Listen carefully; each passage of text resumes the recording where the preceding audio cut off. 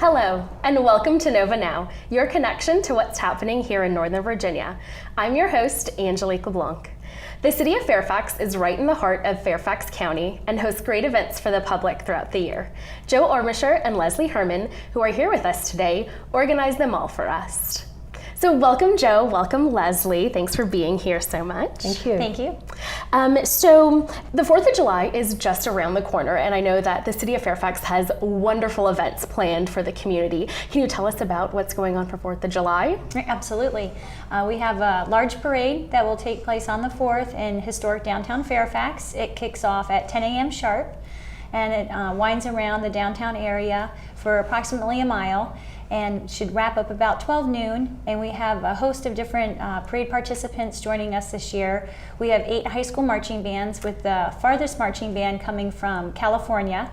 Porterville High School will be joining us. They visit us every 4 years as part of their 4-year class marching band trip that they schedule. Aww. So they've been with us for multiple years.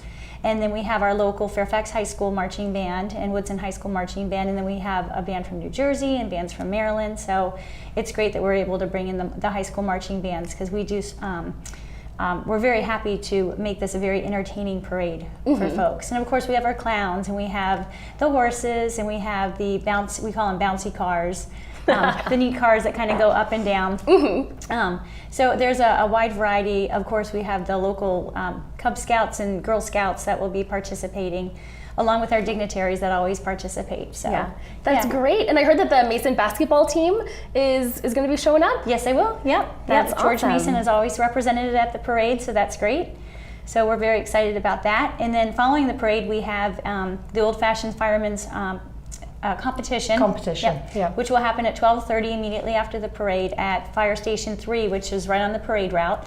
So we keep the roads closed for that event, and those go on until about 3 o'clock. So it's always worth going to, because you get very wet. Yes. And have a lot of fun. So as you stood there getting quite warm, you go in and sort of watch the firemen's competition, you can get very, very wet. Some of the children turn up in swimming costumes. Oh, really? It's worth it. So what are some of the activities that go on in this firemen's competition? They string a large, it's almost like a keg that's full of water. Well, actually, I don't know if it's full, but they string it across and they have, the hoses are hooked up. So the different fire departments are competing against each other, kind of like a tug-of-war process with the hoses. Oh, really? And so okay. that's how everybody gets wet, just because they're trying to push that keg back and forth across the barrel across the road to see who's the winner and who's the loser. Yeah, who's the loser? So it's a competition for pride. Do they win anything after this? I don't know.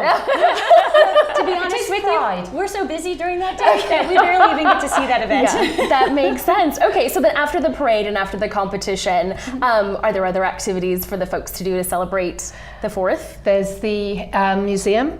They always have a birthday party at the museum. So you go across to the museum in the afternoon, get a piece of cake, and just walk around, and there's a big party out on the front lawn there. And then we're running back down to Fairfax High School, where our evening show takes place. Awesome. So we're back at the high school, and all the vendors are setting up. A lot of the vendors from the parade are moving over to the high school to get set up. And then we open up the doors pretty much at 6 o'clock. We advertise 7, but folks are welcome to come out and get their spot on the Fairfax High School football stadium, spread their blanket. And then we have moon bounces set up for the kids so that they can jump on those. And everything is free. Everything that's happening during the day, there's no charge. So it's open to everyone. And then we have the Fairfax City Band starts performing at 7 o'clock, and they do an hour presentation. And then Mayor Silverthorne will come out, and he'll do a welcome, and he'll also introduce the different award winners for the Mayor and Council Awards, and also our 4th of July committee, the Independence Day Celebration Committee. They do an award based on the parade. So those folks are invited back to participate and be recognized in front of the large crowd for the evening. Yeah. And then we have our headliner band, which will be Legs this year. They perform Motown hits and also the music from the 70s and 80s. So it's a lot of fun. So everybody's dancing and having a great time on the field, and the whole place gets incredibly packed. And we do offer shuttle buses for the parade and the evening show, so you don't have to worry about driving your car right to the location and fighting all that traffic. You can take the shuttle buses. So it's great for commuters. Wow, that really seems like an entire day's full full of activities for the community to get involved with. But not long after the 4th of July is the World Cup finale games, and I heard that that the city of Fairfax is doing some stuff with that. So Joe, can you tell us about World Cup? 4 years ago, I don't even know how it started, but 4 years ago we tried it for the first time. It's the largest sporting event in the world. It's huge. 4 years ago it was in the Netherlands. This time it's going to be in Rio, so of course, it's going to be so much fun. So we just closed down all the streets in the center of the city and set up a huge screen, invite people to come along and just have a lot of fun. It's a free event again. We're very big on free. We're very big on free, but we are very big on family entertainment as well. It's very family friendly. People get to enjoy themselves. Come along. Last 4 years ago, we had groups of people coming from the Dutch embassy in DC as well, so which added something to it. We've got a samba band, so keeping in the theme of Rio. The theme of so Rio. You can come along, feel part of it. We're going to have street games, which is Fairfax County. FPYC, Fairfax Youth Police Club, are going to be staging games.